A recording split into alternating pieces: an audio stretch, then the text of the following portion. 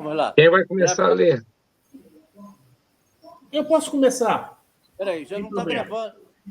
Está Tá gravando? gravando? Então, vamos lá. Peraí, só um minutinho. Ele está... Aperta aí, gravar. Já apertei, menino. Ocorreu um erro, peraí.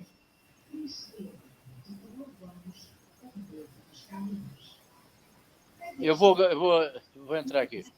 O ideal seria que todo mundo silenciasse os microfones, tá, galera? Para não ter sons paralelos.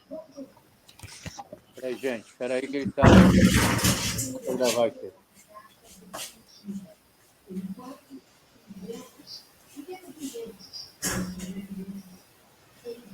Não está gravando, não. É. Aqui está rodando, mas não está gravando. Isso é internet.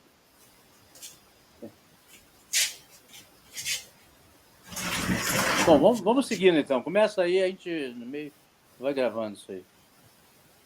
Pode começar? Pode. Então, vamos lá. Finalmente, troca e circulação.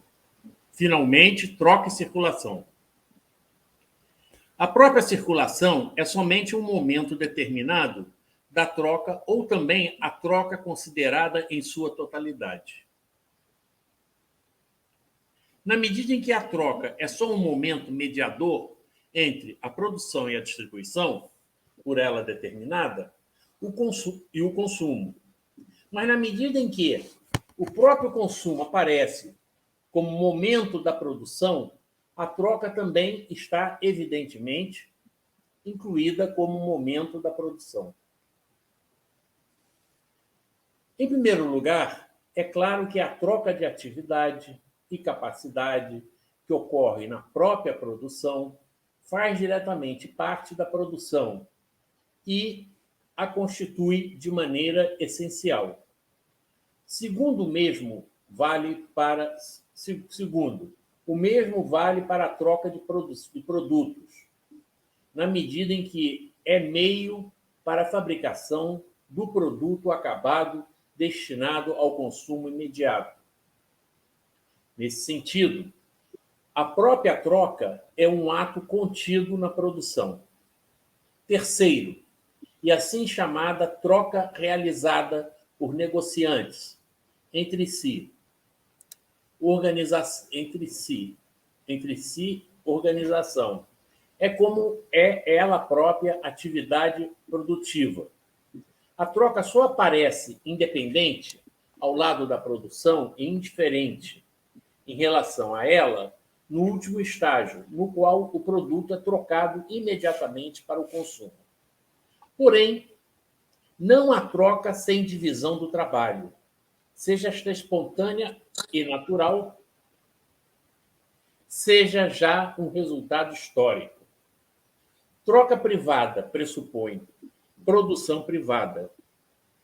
Terceiro, a intensidade da troca, assim como sua extensão e seu modo, são determinados pelo desenvolvimento e pela estrutura da produção. Por exemplo, troca entre cidade e campo, troca no campo, na cidade, etc.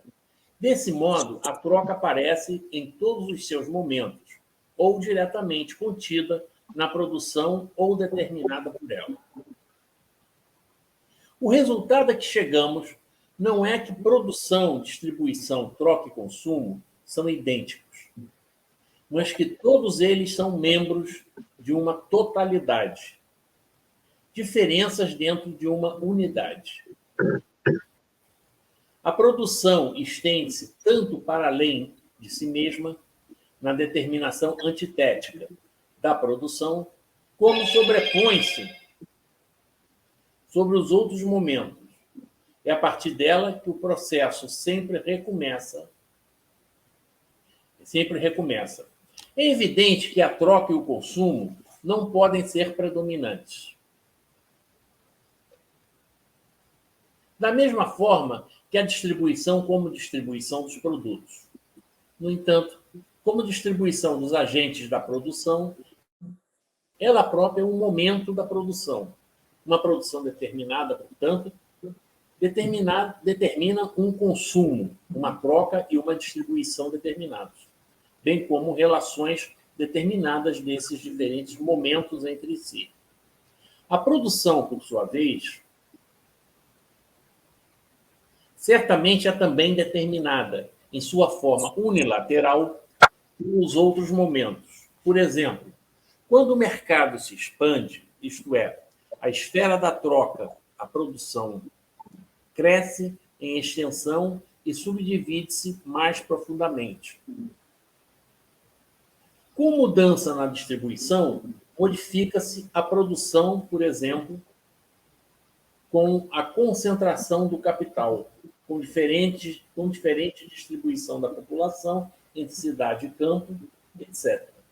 Finalmente, as necessidades de consumo determinam a produção.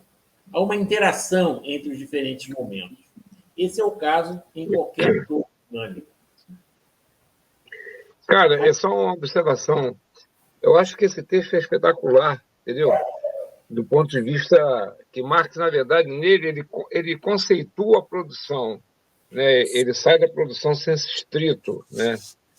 Ele engloba todos os componentes inerentes à produção, como uma totalidade orgânica que ele fala no final, né? Eu não sei por que ele não levou para o Capital isso. Ele, naquele capítulo 5º, ele discute o processo de produção e a teoria do mais valor absoluto. Isso aqui tinha que estar lá, cara. Isso aqui é uma... Ele permite uma visão, só para concluir, permite uma visão bastante global, bastante holística, né, do processo de produção na lógica do capitalismo. Né, e ele não levou, é só isso, é só um lamento, entendeu? Porque é sensacional esse texto. Né? Eu levantei no nosso encontro passado, até para vocês que leram o Capital. Vocês ficaram uns 5 anos aí, envolvidos na leitura do Capital. Vocês não viram? E você me estaria diluído. Não seria isso? Não. Isso não. Isso não está colocado em nenhum momento, nenhum dos tomos do Capital. Entendeu? Esse conceito, na verdade... Está no terceiro. Não está, sério. Esse, na verdade, ele sistematiza o conceito de produção no sistema capitalista, que você não pode prescindir do conceito de produção, do consumo, da distribuição, e não distribuição a contraparte das mercadorias para cada cidadão, mas a distribuição das pessoas em relação aos meios de produção e a troca, que é mediada pelo valor. Né? Esses elementos estão todos imbricados num todo orgânico, que os capitalistas burgueses, os economistas burgueses, tentavam fragmentar, justamente para esconder principalmente a questão da distribuição. Né? Eu acho que esse texto é muito bom, ele é muito importante para a compreensão do conceito de produção na lógica do capitalismo, e ele, não sei por que razão, é só isso. Enfim, paciência. E ele só chegou aqui ao Brasil não tem 10 anos. Complicado, né? Muito complicado isso aí. Vamos em frente. Da mesma maneira que outras partes lá na frente, cara, aqui do Grundrisse, que ele também não levou, que são preciosas, mas enfim, vamos lendo. O método da economia política. Se considerarmos um dado país de um ponto de vista político-econômico, começamos com sua população, sua divisão em classes, a cidade, o campo, o mar, os diferentes ramos de produção, a importação e a exportação, a produção e o consumo anuais, os preços das mercadorias, etc. Parece ser correto começarmos pelo real e pelo concreto, pelo pressuposto efetivo e, portanto, no caso da economia, por exemplo, começarmos pela população, que é o fundamento e o sujeito do ato social de produção como um todo. Considerado de maneira mais rigorosa, entretanto, isso se mostra falso. A população é uma abstração, quando deixo de fora, por exemplo, as classes das quais é constituída. Essas classes, por sua vez, são uma palavra vazia, se desconheço os elementos nos quais se baseiam. Por exemplo, trabalho assalariado, capital, etc. Estes supõem troca, divisão do trabalho, preço, etc. O capital, por exemplo, não é nada sem o trabalho assalariado, sem o valor, sem o dinheiro, sem o preço, etc. Por isso, se eu começasse pela população, esta seria uma representação caótica do todo, e por meio de uma determinação mais precisa, chegaria analiticamente a conceitos cada vez mais simples. Do concreto, representado, chegaria a conceitos abstratos, cada vez mais finos, até que tivesse chegado às determinações mais simples. Daí teria de dar início à viagem de retorno, até que finalmente chegasse de novo à população, mas dessa vez não como a representação caótica de um todo, mas com uma rica totalidade de muitas determinações e relações. A primeira via foi a que tomou historicamente a economia em sua gênese. Os economistas do século XVII, por exemplo, começam sempre com o todo vivente, a população, a nação, o Estado, muitos estados, etc.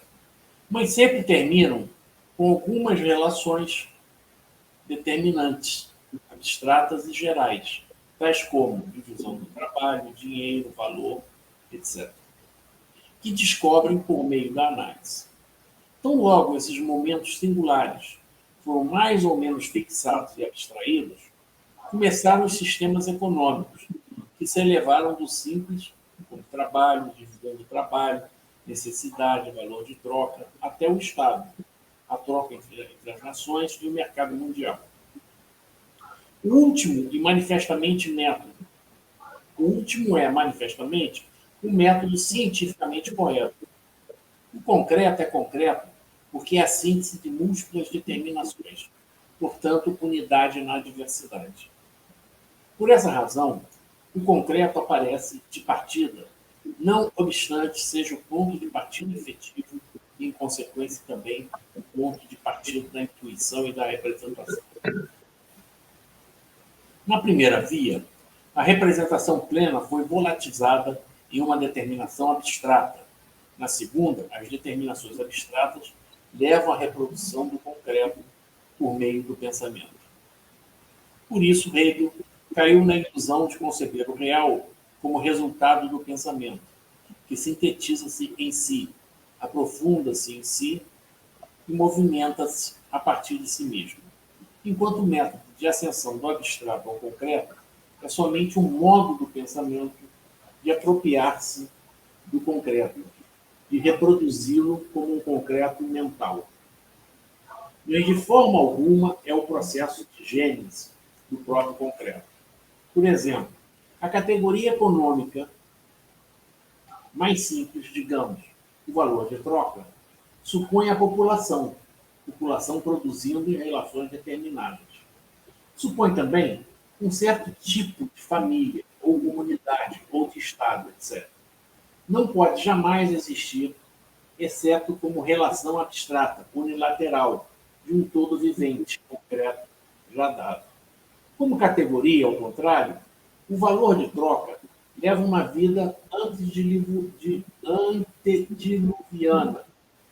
Por essa razão, para a consciência para a qual o pensamento conceitualizante é o ser humano efetivo, e somente o mundo conceituado enquanto tal é o mundo efetivo, e a consciência filosófica é assim determinada, o movimento das categorias aparece, por conseguinte, como um ato de produção efetivo, que infelizmente recebe apenas o estímulo do exterior, cujo resultado é o mundo efetivo.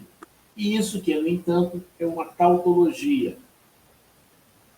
É correto na medida em que a totalidade concreta, como totalidade de pensamento, como um concreto de pensamento, é de fato um produto do pensar, conceituar, mas de forma alguma é um produto do conceito que pensa fora e acima da intuição e da representação e gera a si próprio, sendo antes produto da elaboração da intuição e da representação em conceitos. O todo, como um todo de pensamento, tal como aparece na cabeça, é um produto da cabeça pensante, que se apropria do mundo do único modo que lhe é possível, um modo que é diferente da sua apropriação artística, religiosa e prático-mental. O sujeito real, como antes, continua a existir em sua autonomia, fora da cabeça. Isso, claro, enquanto a cabeça se comportar apenas de forma especulativa, apenas teoricamente. Por isso, também no método teórico, o sujeito, a sociedade, tem de estar continuamente presente como pressuposto da representação. Mas essas categorias simples não têm igualmente uma existência independente, histórica ou natural. Antes das categorias mais concretas, isto depende. Hegel, por exemplo, começa corretamente a filosofia do direito com a posse como a mais simples relação jurídica do sujeito. Mas não existe posse antes da família ou das relações de dominação e de servidão, que são relações muito mais concretas.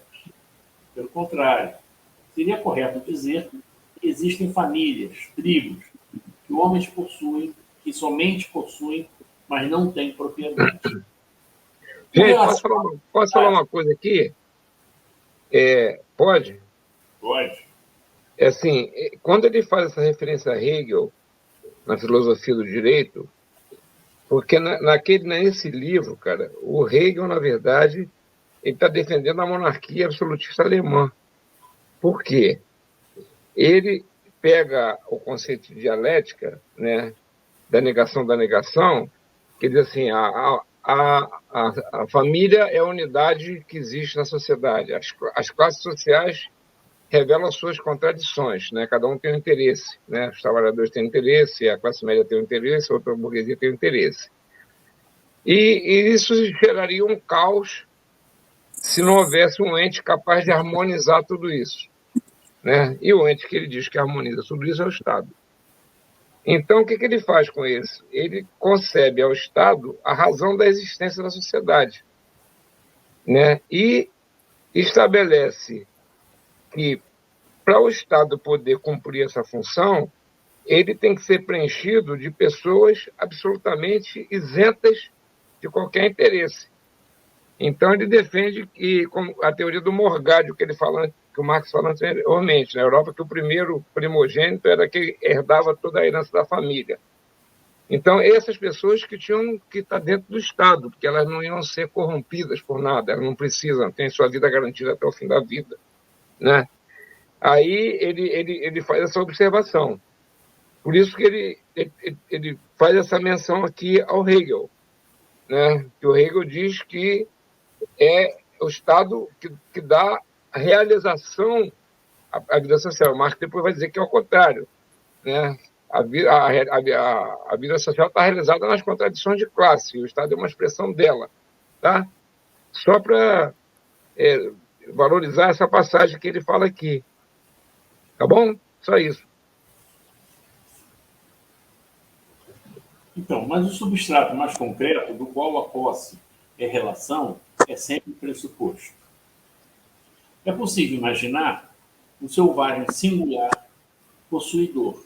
Nesse caso, porém, a posse não é uma relação jurídica. Não é correto que a posse desenvolva-se historicamente na família. A posse desenvolve-se sempre, ao contrário. Esta categoria jurídica mais concreta, não obstante, permanece sempre o fato de que as categorias simples são expressões de relações nas quais o concreto, ainda não desenvolvido, pode ter se realizado sem ainda ter posto a conexão ou a relação mais multilateral, que é mentalmente expressa nas categorias mais concretas, enquanto o concreto mais desenvolvido conserva essa mesma categoria como uma relação subordinada. O dinheiro pode existir, e existiu historicamente, antes que exista o capital, antes que existam os bancos, antes que exista o trabalho assalariado, etc. A partir desse ponto de vista, portanto, pode ser dito que a categoria mais simples pode expressar relações dominantes de um todo ainda não desenvolvido, ou relações subordinadas de um todo desenvolvido que já tinham existência histórica antes que o todo se desenvolvesse, no sentido que é expresso em uma categoria mais concreta. Nesse caso, o curso do pensamento abstrato, que se eleva do mais simples ao combinado, corresponderia ao processo histórico efetivo. Por outro lado, pode ser dito que há formas de sociedade muito desenvolvidas, embora historicamente imaturas, nas quais se verificam as mais desenvolvidas, etc., sem que exista qualquer tipo de dinheiro, por exemplo.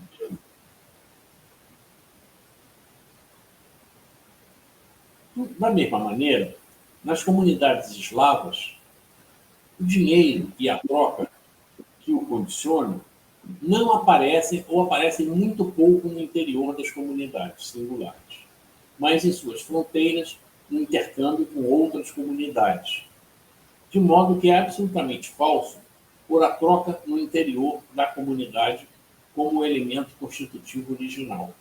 Ao contrário, no início, a troca surge muito mais na relação das diferentes comunidades entre si do que na relação entre os membros de uma única e mesma comunidade.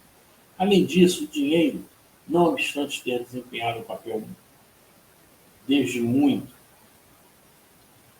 cedo e de diversas formas, só é possível ser indicado como elemento dominante na antiguidade em nações determinadas unilateralmente, ou seja, nações comerciantes. E mesmo que a antiguidade mais cultivada entre os gregos e os romanos, o pleno desenvolvimento do dinheiro pressuposto na moderna sociedade burguesa só aparece no período de sua dissolução. Portanto, essa categoria muito simples não aparece historicamente em sua intensidade, senão nas condições mais desenvolvidas da sociedade. De forma alguma, permeava todas as relações econômicas. No Império Romano, por exemplo, mesmo no auge de seu desenvolvimento, o fundamento continuou sendo o tributo e o pagamento em espécie. O sistema monetário, propriamente dito, só se desenvolveu completamente no exército. Nunca se apoderou da totalidade do trabalho. Desse modo, muito embora possa ter existido historicamente, antes da categoria mais concreta, a categoria mais simples, em seu pleno desenvolvimento intensivo e extensivo, pode pertencer precisamente a uma forma de sociedade combinada, enquanto a categoria mais concreta está plenamente desenvolvida em uma forma de sociedade menos desenvolvida. O trabalho, alguém quer falar? O trabalho parece uma categoria muito simples. A representação do trabalho nessa universalidade, como trabalho em geral, também é muito antiga. Contudo, concebido economicamente nessa simplicidade, o trabalho é uma categoria tão moderna quanto as relações que geram essa simples abstração. O sistema monetário, por exemplo, põe a riqueza ainda muito objetivamente como coisa fora de si no dinheiro. Em relação a esse ponto de vista, houve um enorme progresso quando o sistema manufatureiro ou comercial transpôs a fonte da riqueza do objeto para a atividade subjetiva.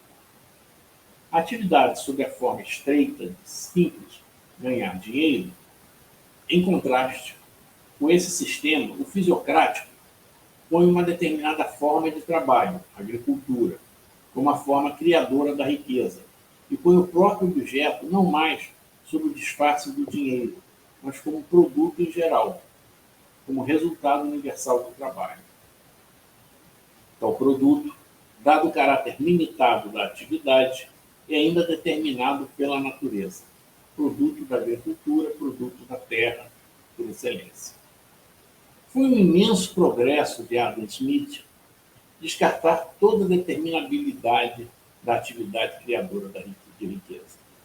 Trabalho simplesmente, nem trabalho manufaturado, nem comercial, nem agrícola, mas tanto um como os outros. Com a universalidade abstrata da atividade criadora da riqueza, tem-se agora igualmente a universalidade do objeto determinado como riqueza, o produto em geral, ou ainda o trabalho em geral, mas como trabalho passado, objetivado.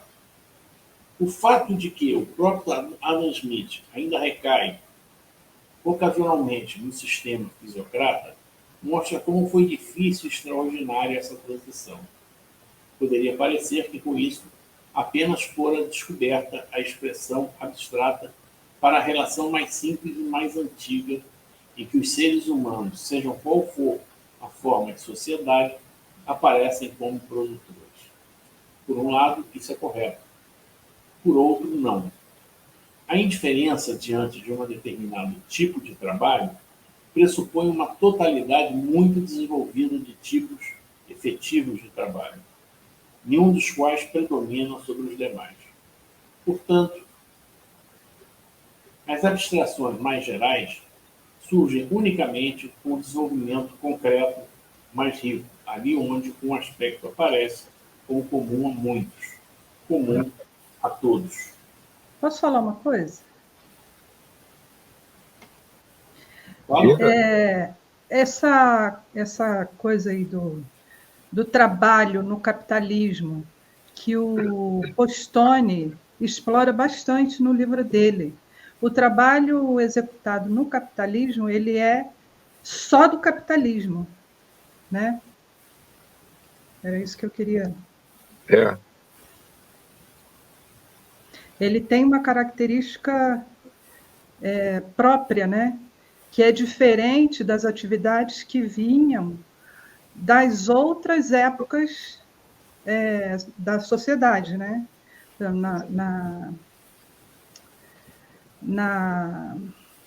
No feudalismo, as pessoas se regiam muito mais por questões da natureza, né?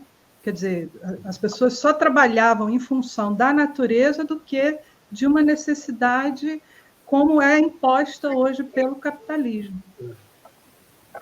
Sim. Abre o som, Arlindo. Abre o som. Eu acho que o trabalho na Idade Média, eu poderia dizer que seriam tarefas, né? As pessoas fariam tarefas para colher o milho, para colher o feijão, ou para colher os alimentos, diferente da relação assalariada. Isso aí é uma coisa própria do capitalismo que a gente tinha que observar. Isso. Só para pontuar isso. Não, está certo. Nesse caso, deixa de poder ser pensado exclusivamente em uma forma particular. Por outro lado, essa abstração do trabalho em geral não é apenas o resultado mental de uma totalidade concreta de trabalho. A indiferença em relação ao trabalho determinado corresponde a uma forma de sociedade em que os indivíduos passam com facilidade de um trabalho a outro, em que o tipo determinado do trabalho é para eles contingente e, por conseguinte, indiferente. Nesse caso, o trabalho deveio não somente enquanto categoria, mas na efetividade, meio para a criação da riqueza em geral. E como determinação, deixou de estar ligado aos indivíduos em uma particularidade. Um tal estado de coisas encontra-se no mais alto grau de desenvolvimento, na mais moderna forma de existência da sociedade burguesa, dos Estados Unidos. Logo, só nos Estados Unidos a abstração da categoria trabalho, trabalho em geral, trabalho puro e simples, o ponto de partida da economia moderna, devém verdadeira na prática. Por conseguinte, a abstração mais simples que a economia moderna coloca no primeiro plano e que exprime uma relação muito antiga e válida para todas as formas de sociedade, tal abstração só aparece verdadeira na prática como categoria da sociedade mais moderna. Poder-se-ia dizer que aquilo que nos Estados Unidos aparece como resultado histórico, essa indiferença em relação ao trabalho determinado, aparece entre os russos, por exemplo, como disposição natural. Só que, primeiro, há uma maldita diferença entre bárbaros, com disposição para serem empregados em tudo, e civilizados, que empregam a si próprios em tudo. Ademais, entre os russos, a essa indiferença em relação à determinabilidade do trabalho corresponde, na prática, à tradicional sujeição a um trabalho completamente determinado, da qual são arrancados somente por influências exteriores. Esse exemplo de trabalho mostra com clareza como as próprias categorias mais abstratas, apesar de sua validade para todas as épocas, justamente por causa de sua abstração, na determinabilidade desta própria abstração, são igualmente produtos de relações históricas e têm sua plena validade só para essas relações e no interior delas. A sociedade burguesa é a mais desenvolvida e diversificada organização histórica de produção. Por essa razão, as categorias que expressam suas relações e a compreensão de sua estrutura permitem simultaneamente compreender a organização e as relações de produção de todas as formas de sociedade desaparecidas, com cujos escombros e elementos edificou-se, parte dos quais ainda carrega consigo como resíduos não superados, parte que nela se desenvolve de meros indícios em significações plenas, etc. Eu queria falar um pouco sobre isso. É possível? Quem quer falar? Eu posso falar um instantinho sobre essa questão? Fala. É o seguinte, eu vejo em Marx uma visão, ele é um apaixonado pelo progresso, no meu entendimento. Mas, quer dizer, ele não vê muito o valor de uma sociedade, por exemplo, uma sociedade indígena. Ele é muito tomado por essa questão a questão que o iluminismo mesmo trouxe, né, no sentido do avanço da civilização, seria produzir mais, seria esse processo industrial. É uma questão que eu vejo sempre, eu vejo nos escritos dele e muito próprios das pessoas da época. Ele é uma pessoa que tem um entusiasmo, onde eu acho que hoje nós temos que observar outros aspectos que nem sempre estão presentes em sociedades industrializadas ou mesmo em sociedades pré-industriais. É a visão que eu tenho. Posso fazer uma ponderação? Claro, eu lancei assim, para isso mesmo. A leitura que eu tenho dessa visão do Marx, dele valorizar o progresso, é uma leitura que ele valoriza a partir de uma outra perspectiva, eu acho. Ele valoriza porque, entendendo o capitalismo, como ele mesmo disse aqui, como a forma mais avançada, né, da organização do processo de produção, mais desenvolvida, né, ele valoriza esse desenvolvimento, é porque o capitalismo, ele, pela sua lógica, ele é capaz de criar pela primeira vez na história uma classe que tenha consciência de si para si, como dizia Lukács. É só o capitalismo que é possível constituir as relações sociais de tal maneira que os indivíduos vinculados à produção podem ter uma certa consciência universal do seu processo de exploração e, consequentemente, uma consciência política de transformação revolucionária. E antes não era possível isso. Então, eu entendo que quando o Marx ele faz destaca o progresso, ele destaca o progresso considerando esse elemento componente que o progresso traz, né? Que é exatamente a perspectiva da transformação revolucionária que antes não era possível pela lógica da produção. Né? Pela primeira vez na história você tem uma classe universal, de consciência universal, que é capaz, a partir daí, ter consciência revolucionária e fazer a revolução, né? Que acabou não acontecendo em muitos países. Mas eu acho que ele vê, na minha opinião, ele olha com esse foco, né? Veja, Ari, essa talvez seja um ponto que nós vamos ter que, ao decorrer da nossa leitura, de um pouco trocar ideias sobre isso. Eu não vejo dessa Sim. forma. Né? Eu não vejo dessa forma. Quer dizer, eu não vejo que houve revolução, que o capitalismo ele trouxe esse elemento, vamos dizer, positivo, essa leitura positiva do capitalismo. Pelo contrário, há uma lógica do capitalismo que é preciso ser encarado. O capitalismo ele nasce fundamentalmente com a estrutura militar das armas, né, as armas de guerra, principalmente o canhão. Né? E quando surge esse processo de fazer canhões, fazer a estrutura militar, né, ela muda de característica, porque você precisa fazer quase que você tem que fazer mineração, você tem que fazer fundição. Aquela arma que era feita anteriormente, que o cara levava, ele era dono da sua arma, os exércitos medievais, não passa a existir. A lógica dessa música, essa o capitalismo do ponto de vista positivo, por exemplo, na máquina a vapor, etc.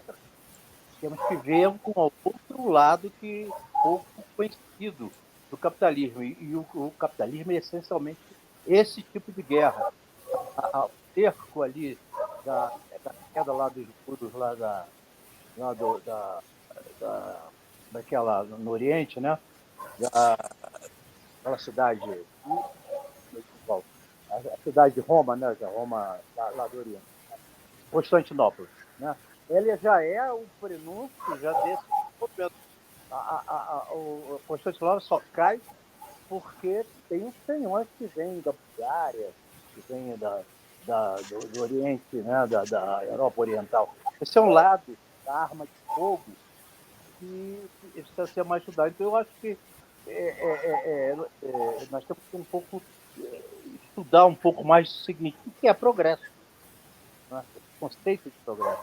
Eu acho que está se colocando hoje pelos povos, esses povos que nós chamamos que são os originários e tal, notadamente isso apareceu na Constituição do Equador, na Constituição do Chile, que foi rejeitada, na Colômbia, vem surgindo muito essa questão, não é? São novos elementos que entram em cena. Eu só estou sublinhando essa questão, que eu acho que é um ponto que nós deveríamos levar em consideração na nossa análise. Eu creio, claro, todos nós somos de uma geração que damos muito valor a essa questão do progresso. Mas será que o progresso ele é positivo ou nós devemos fazer uma leitura negativa desse aspecto? É um ponto que eu acho que, sabe, uma reflexão. Tá, eu vou aproveitar a pausa que vocês fizeram para colocar as questões que eu estou colocando no chat, que eu não sei se vocês viram. Estou colocando eu não vi, não.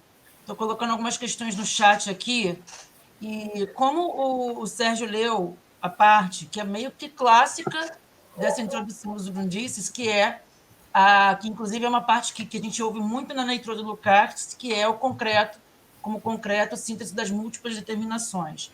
E uma grande questão que sempre aparece para as leituras que eu faço Marx não constituiu objetivamente um método, por mais que você leia que ele disse que existe, eu uso o método em Marx. Objetivamente, o Marx escreveu um método, a sensação que eu tenho é que não. É que ele lá, em determinados momentos, inclusive nos segundos, ele aplica essa perspectiva, mas que ele não escreveu um método. Mas os marxistas, sim. Outros marxistas propuseram um método histórico dialético. Isso é um ponto. Outra questão que eu coloquei aqui é, em determinado momento, ele está falando daquele ponto que ele trata lá no Capital Livro 1, que é o trabalho abstrato e o trabalho concreto. Ele toma esse debate, ou eu acho que ele faz esse debate aqui, e lá ele escreve melhor, né, que está falando, aí acho que foi o Alain Delon que falou sobre o feudalismo, e aí eu fiz até um comentário aqui. O valor de uso no feudalismo ele é mais perceptível, né? Eu plantei, eu colhi, ainda que tenha um trabalho explorado, porque na medida que os servos tinham que pagar os impostos e tal, então existia um trabalho explorado. Mas só a pergunta ele está debatendo aqui, é a questão do trabalho abstrato e trabalho concreto, é o que me parece. E aí, o último ponto que eu coloco aqui sobre o comentário do Arlindo Denot quando esse grande lance do Marx ser um cara que evoca muito essa questão da modernidade, né? Um homem da modernidade. E uma das grandes críticas que a pós-modernidade faz ao Marx é dele desconsiderar, entre aspas, os estudos desses povos originários. E aí eu penso, o Engels fez, junto com o Morgan, quando ele escreve lá aquele livro do Estado, Família e Propriedade Privada, e faz de uma forma ruim na minha avaliação. Ele tem, inclusive, aquela fala, aquele discurso, aquela forma de lidar com este conteúdo como um homem de sua época, de uma forma datada. O livro é maravilhoso, é relevante, mas quando ele vai lidar com as comunidades, vai classificar os tipos de família, por um Laluana, etc., ele tem um tom extremamente de quem estava ainda compreendendo o que estava acontecendo. Então, inclusive, eu não acho interessante a crítica que fazer o Marx. Eu acho que o Marx não teve nem tempo de ir até esses elementos. E desculpa, se você vem de uma sociedade que não tinha modernidade, que não tinha tecnologia, o Marx, como estudioso desse deslumbramento, eu acho que é mais que normal não é a palavra, mas que eu acho que eu seria como ele se eu estivesse lidando com isso. A gente já não, a gente já está numa outra sociedade que tem outros incrementos de tecnologia, que a gente já compreende que esses incrementos de tecnologia, o Marx já entendia que servia para aumentar a exploração, mas a gente tem essa sensação de uma forma mais concreta. Eu acho que é mais ou menos isso. Posso fazer uma ponderação? Claro. Na verdade, essa elaboração que ele faz sobre o método aqui, ela ficou no meio do caminho. Porque quando você pega o texto que está na introdução da crítica da economia política, que chama Sobre o Método, ele parte desse princípio conceitual de que você tem que partir da realidade concreta, ou seja, a realidade não vem dos livros ou da cabeça para o mundo real, é o contrário, o mundo real que vem para a cabeça dos livros, né? Então, primeiro ele parte dessa concepção, né? Que por exemplo, ele fala que a população é uma abstração, quando você fala população. Ela deixa de ser uma abstração quando você decompõe ela nas suas partes constitutivas, nos salários constitutivos, na forma de viver, de morar, etc. Aí ela vai passar a ser, na tua cabeça, um concreto pensado. Mas a realidade, ela está lá igual, mas na tua cabeça, um concreto pensado. E aí ele desenvolve, ele bebe, na verdade, em Descartes, na obra de Descartes sobre o método, que o Descartes é o primeiro filósofo, cientista que valoriza o método como instrumento de produção do conhecimento científico, né? Ele dizia, não interessa o que esses caras escrevem, eu quero saber qual foi o método. Aí ele despreza todo mundo, né? E aí ele elabora a necessidade de que o conhecimento científico tem que ser feito não a partir dos sentidos, né? Que ele tira todos os predicados de dentro das pessoas, porque o que você vê não corresponde à realidade, que a lua que está lá no céu, você vê uma bola desse tamanho, ela tem 1000 quilômetros de diâmetro, né? Então o sentido visual não dá, o que você cheira não diz da realidade, porque o cheiro pode ser agradável para mim e para você não, né? O que você ouve, enfim. E aí ele vai dizer, a única coisa que é real é que eu penso. né? Que eu penso logo existe aquele negócio. Mas aí ele vai dizer também o seguinte: nem o pensar, nem o pensamento pode ser um elemento para tocar na realidade, do ponto de vista científico. Porque o pensamento é capaz de criar quimeras que a natureza não apresenta. Por exemplo, eu sou capaz de desenhar um cavalo alado, mas nunca você viu um cavalo com asas na realidade. Isso é um produto da inteligência humana. Aí ele fala o seguinte: então você tem que ter um itinerário para você poder produzir ciência. E o Marx bebe nesse itinerário do Descartes. Então, ele desenvolve o método, sim. Só que aqui, nesse texto do Grundrisse, como é rascunho, ele largou pela metade. Depois entrou nessa outra discussão, no meio do caminho, né? Mas se você pegar na introdução à crítica da economia política, o texto sobre o método está muito mais elaborado, né? Como um instrumento de produção de conhecimento científico, né? A partir da visão do materialismo histórico dialético dele e a partir também que ele bebe um pouco realmente no Descartes. Só que o Descartes era um dualista e ele não, né? Ele exatamente faz a crítica ao Descartes, que o Hegel já tinha feito, só que o Hegel, quando unifica, como ele diz assim, o Hegel acha que a realidade é produto do pensamento. Ele unifica o ser, né, do estudo, mas o Marx depois inverte. Não é assim, é ao contrário. É só para fazer essa ponderação, entendeu? Quando você dizer que o Marx não elaborou um método, ele elaborou sim. Só que aqui nesse texto ele largou pela metade essa discussão. Ele vai desenvolver melhor lá na introdução da crítica da economia política. Só isso. Agora, eu ainda continuo achando que essa visão dele do progresso está muito, muito explicitada no manifesto. Quando ele fala que defende o progresso, ele defende claramente com essa explicitação.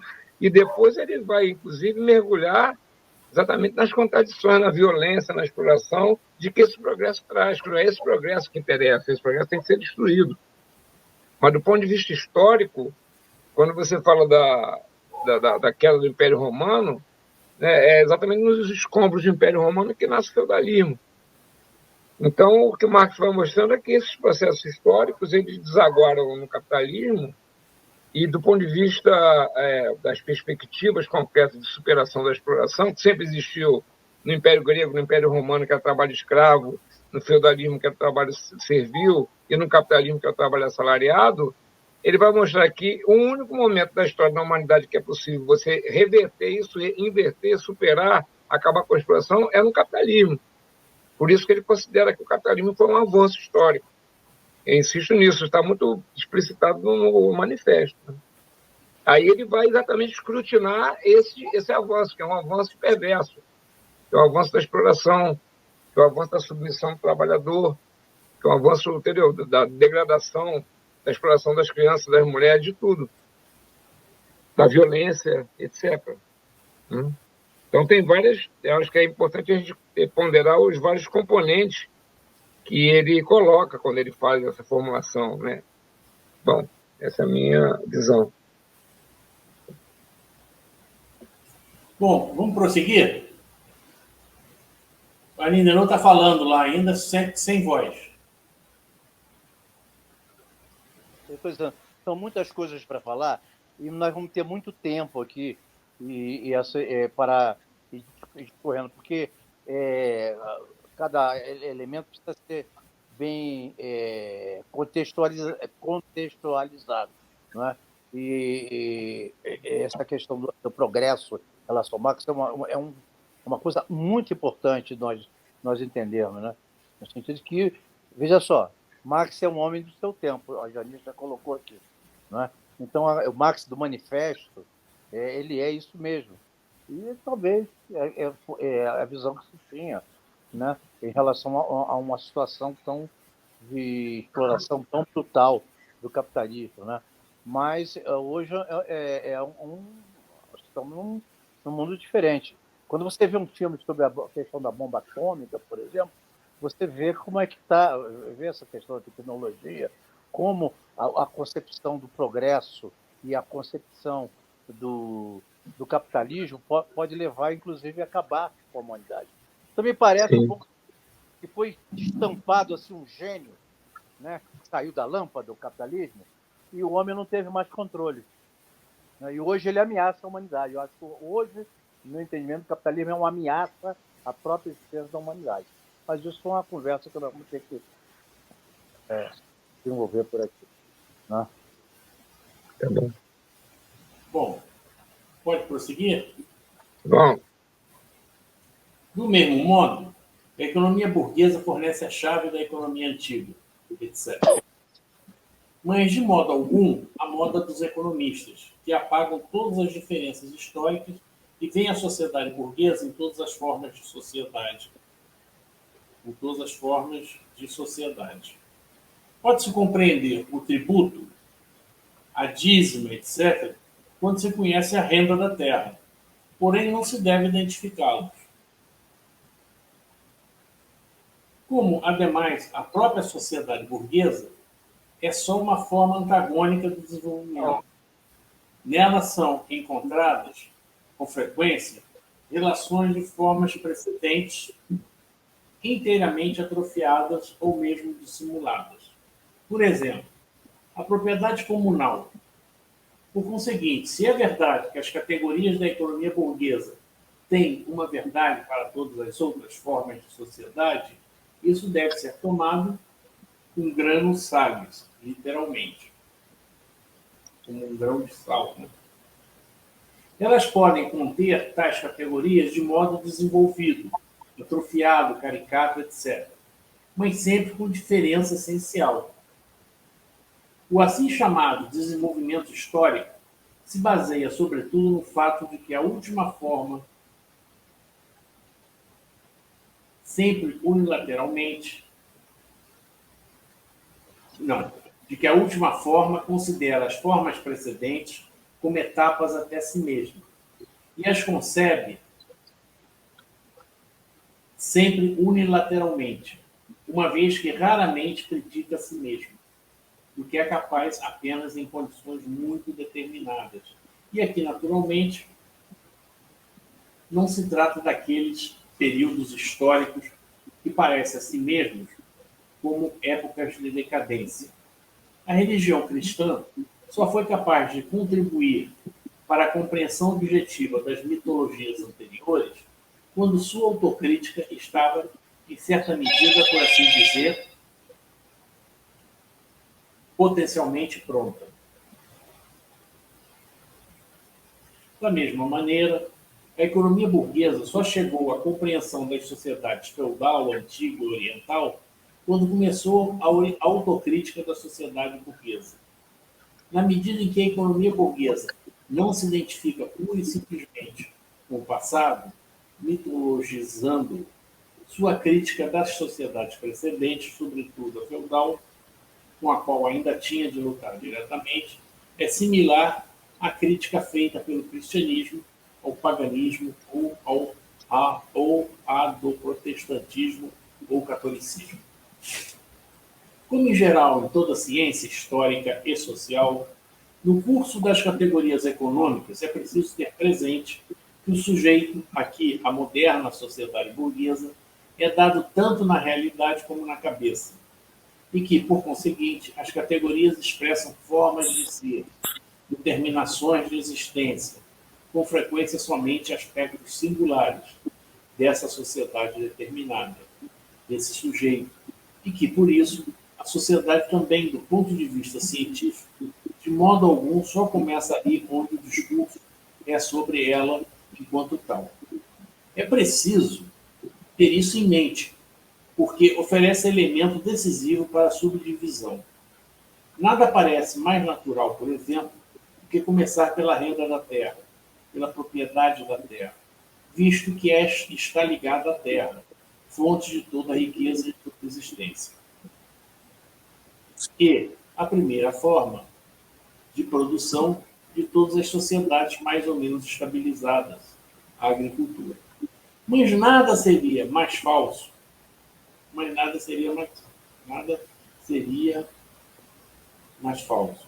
Em todas as formas de sociedade, é uma determinada produção e suas correspondentes relações que estabelece a posição e a influência das demais produções e suas respectivas relações. É uma iluminação universal em que todas as demais cores estão imersas, e que as modifique em sua particularidade. É um éter particular que determina o peso específico de toda existência que nele se manifesta.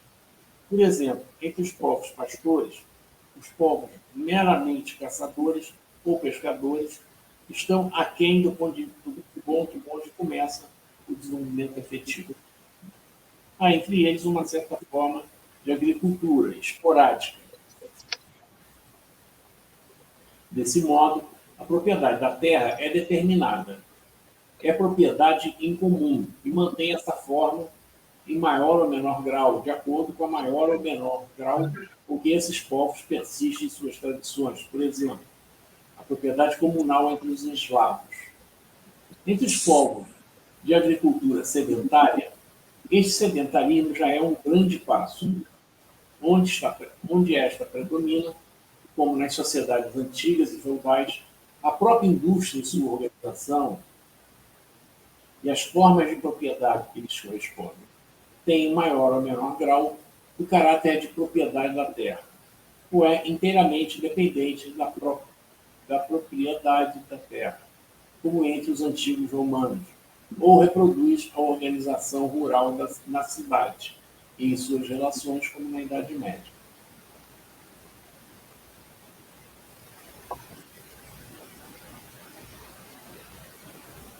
No período medieval, o próprio capital, desde que não seja simples capital dinheiro, como ferramenta manual tradicional, etc., tem esse caráter de propriedade fundiária.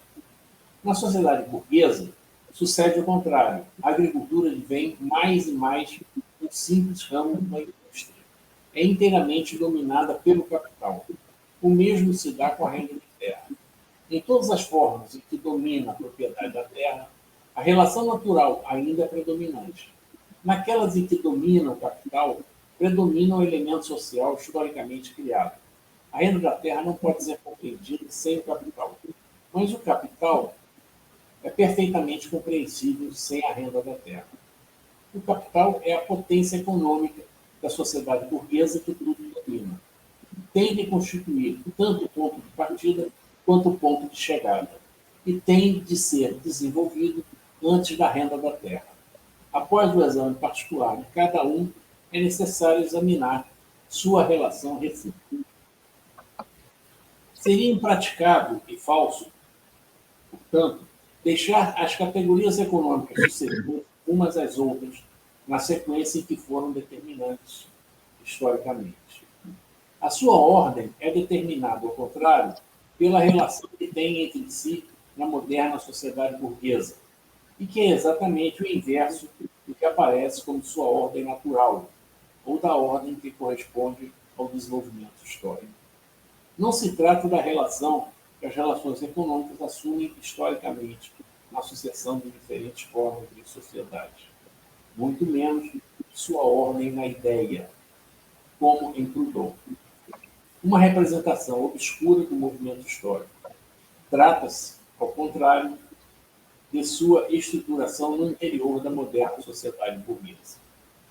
A pureza, determinabilidade abstrata, em que aparecem os povos comerciantes do mundo antigo, fenícios e cartagineses, é dado justamente pelo próprio predomínio dos povos agricultores. O capital, como capital comercial ou capital dinheiro, aparece nessa abstração precisamente ali onde o capital ainda não é o elemento dominante das sociedades. Os lombardos e os judeus ocupam a mesma posição em relação às sociedades medievais dedicadas à agricultura. Como outro exemplo da posição diferente que as mesmas categorias ocupam em diferentes estágios da sociedade, uma das últimas formas da sociedade burguesa, as sociedades por ações, mas aparecem também no início da sociedade burguesa, nas grandes e privilegiadas companhias comerciais detentoras de monopólio. O próprio conceito de riqueza nacional se insinua entre os economistas do século XVII, representação que subsiste, em parte, entre os economistas do século XVIII, de modo que a riqueza é criada unicamente para o Estado, sendo o poder deste último proporcional à riqueza. Essa era ainda uma forma inconscientemente hipócrita em que a própria riqueza e a produção da riqueza proclamavam-se como finalidade dos Estados modernos, e estes eram considerados unicamente como meios para a produção de riqueza. Evidentemente, é preciso fazer a subdivisão da seguinte maneira. 1. As determinações universais abstratas, que por essa razão correspondem mais ou menos a todas as formas de sociedade, mas no sentido explicado acima. 2. As categorias que constituem a articulação interna da sociedade burguesa e sobre as quais se baseiam as classes fundamentais. Capital, trabalho assalariado, propriedade fundiária. As suas relações recíprocas, cidade e campo. As três grandes classes sociais, a troca entre elas, circulação, sistema de crédito privado. 3. Síntese da sociedade burguesa na forma do Estado, considerado em relação a si mesmo, as classes improdutivas, impostos, dívida pública, crédito público, a população, as colônias, imigração. 4. Relação internacional da produção, divisão internacional do trabalho, troca internacional, exportação e importação, curso de câmbio, mercado mundial e as crises. Gente, eu pedi que outro passe a ler aqui o tópico 4. Ah, bom, está terminando, então vamos terminar logo. Esse último parágrafo que você leu, na verdade, ele faz a síntese do que ele define inicialmente como, digamos assim, a concepção do trabalho científico, que você pressupõe que vai tocar na realidade, né? Que é a base empírica, né? Não é as suas ideias maravilhosas, mirabolantes, desvinculadas da realidade concreta. Porque parece que ele, no meio do caminho, faz uma derivação enorme do que ele começa a dizer, que é a questão do método, né? Para, no final, ele fazer ele está pensando na economia política, né? No método da economia política. Mas você pode usar, na verdade, a concepção metodológica dele para qualquer campo da ciência, eu acho. Entendeu? É só para destacar isso, né? Porque, de repente, parece que ele começou a falar sobre o método, de repente ele deriva uma série de outras discussões, e no final ele faz a síntese, né?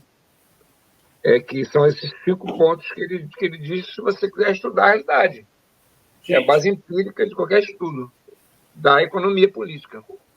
Tá, deixa eu falar uma coisa. Nós temos aqui 2 páginas e meia para terminar esse capítulo.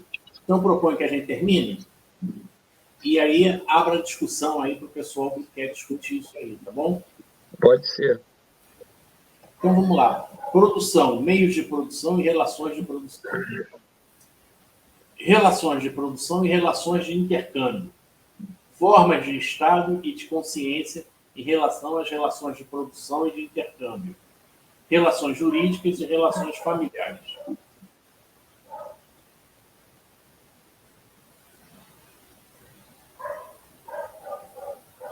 Então, vamos lá.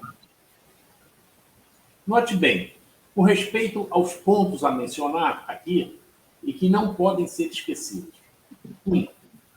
A guerra desenvolvida antes da paz, modo como, pela guerra e nos exércitos, etc., certas relações econômicas, como o trabalho assalariado, a maquinaria, etc., se desenvolveram antes do que no interior da sociedade burguesa.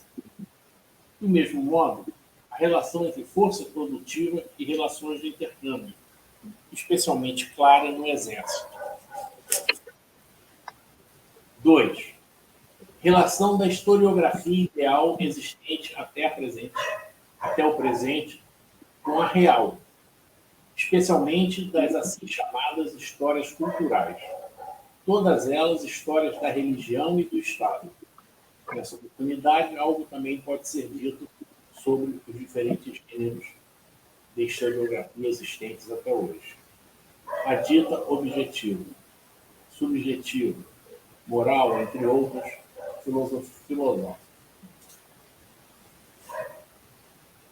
3. Relações de produção secundárias e terciárias, em geral derivadas, transpostas, não originárias. Aqui entra em jogo as relações internacionais. 4. Objeções ao materialismo dessa concepção. Relação com o materialismo naturalista. 5. Dialética dos conceitos. Força produtiva, meio de produção, e relação de produção. Uma dialética cujos limites é preciso determinar e que não suprimem as diferenças reais. 6. A relação desigual do desenvolvimento da produção material com, por exemplo, o desenvolvimento artístico. Não conceber de modo algum o conceito de progresso na abstração habitual. Com a arte moderna, etc., essa desproporção não é tão importante nem tão difícil de conceber quanto a que ocorre no interior das próprias relações sociais, relações prático-sociais. Por exemplo, a cultura, relação dos Estados Unidos com a Europa. Mas o ponto verdadeiramente difícil de discutir aqui é o de como as relações de produção, como relações jurídicas, têm um desenvolvimento desigual. Em consequência disso, por exemplo, a relação do direito privado com o humano, nem tanto o caso no direito penal e no direito público, com a produção moderna. 7. Essa concepção aparece como desenvolvimento necessário, mas justificação do caso, como da liberdade também, entre outras coisas, influência dos meios de comunicação, a história universal não existiu sempre, a história como história universal é um resultado. 8. Evidentemente, o ponto de partida da determinabilidade natural, subjetiva e objetivamente, tribos, raças, etc. 1. Na arte, é sabido que determinadas épocas de florescimento não guardam nenhuma relação com o desenvolvimento geral da sociedade, nem, portanto, com o da base material, que é, por assim dizer, a ossatura de sua organização. Por exemplo, os gregos comparados com os modernos, ou mesmo Shakespeare. Para certas formas de arte, a epopeia, por exemplo, é até mesmo reconhecida que não podem ser produzidas em sua forma clássica, que faz época tão logo entra em cena a produção artística enquanto tal. E, portanto, no domínio da própria arte, certas formas significativas da arte só são possíveis em um estágio pouco desenvolvido do desenvolvimento artístico. Se é esse o caso na relação dos diferentes gêneros artísticos no domínio da arte, não surpreende que seja também o caso na relação do domínio da arte com um todo, com o desenvolvimento geral da sociedade. A dificuldade consiste simplesmente na compreensão geral dessas contradições. Então, logo, são especificadas, são explicadas. Consideremos, por exemplo, a relação da arte grega e depois a de Shakespeare com a atualidade. Sabe-se que a mitologia grega foi tão apenas o arsenal da arte grega, mas seu solo. Foi não apenas o arsenal da arte grega, mas o seu solo. A concepção da natureza e das relações sociais, que é a base da imaginação grega, e por isso da mitologia grega, é possível com máquinas de fiar automáticas, ferrovias, locomotivas e telégrafos elétricos. Como fica Vulcano diante de Roberts e Poe, Júpiter diante do para-raios e Hermes diante do Crédito-Mobilier. Toda mitologia supera, domina e plasma as forças da natureza na imaginação e pela imaginação. Desaparece, por conseguinte, com o domínio efetivo daquelas forças. Em que se converte a fama ao lado da Print House Square, onde se localizava a redação e oficina do jornal The Times. A arte grega pressupõe a mitologia grega, isto é, a natureza e as próprias formas sociais já elaboradas pela imaginação popular de maneira inconscientemente artística. Esse é seu material. Não uma mitologia qualquer, isto é, não qualquer elaboração artística inconsciente da natureza, incluindo aqui tudo que é objetivo, também a sociedade. A mitologia egípcia jamais poderia ser o solo ou seio materno da arte grega, mas, de todo modo, pressupõe uma mitologia. Por conseguinte, de modo algum, um desenvolvimento social que exclua toda relação mitológica com a natureza, toda relação mitologizante com ela, e por isso exige do artista uma imaginação independente da mitologia. De outro lado, é possível Aquiles com pólvora e chumbo, ou mesmo a Ilíada com a imprensa, ou mais profunda com a máquina de imprimir. Com a alavanca da prensa, não desaparece necessariamente a canção, as lendas e a musa, não desaparecem, portanto, as condições necessárias da poesia épica. Mas a dificuldade não está em compreender que a arte e o epos grego estão ligados a certas formas de desenvolvimento social. A dificuldade é que ainda nos proporcionam prazer artístico e, em certo sentido, valem como norma e modelo inalcançável. Um homem não pode voltar a ser criança sem tornar-se infantil. Mas o deleita a ingenuidade da criança. E não tem ele próprio novamente que aspirar a reproduzir a sua verdade em um nível superior. Não respeita na natureza infantil o seu próprio caráter e sua verdade natural, porque a infância histórica da humanidade, ali onde revela-se de um modo mais belo, não deveria ser um eterno encanto, como um estágio que não volta jamais. Há crianças mal educadas e crianças precoces. Muitos dos povos antigos pertencem a esta categoria. Os gregos foram crianças normais. O encanto de sua arte, para nós, não está em contradição com o estágio social não desenvolvido em que cresceu. Ao contrário, é seu resultado e está indissoluvelmente ligado ao fato de que as condições sociais imaturas das quais nasceu e somente das quais poderia nascer não podem retornar jamais. Encerramos aqui a primeira parte, né? Encerramos a introdução, né? E na semana que vem a gente tem presencial, né? Semana que vem tem presencial. Eu estou indo para o Rio justamente para isso. Tá ótimo. Elementos fundamentais para a crítica da economia política do Grundrisse. Primeira parte. Vamos entrar agora na primeira parte do Grundrisse mesmo. Bom, eu estou preocupado com o nosso amigo, né? Com o Silas. O Silas, Vou sair da gravação, então? Vamos sair da gravação? Pode sair. Agora a sua voz ficou melhor, Lidiano.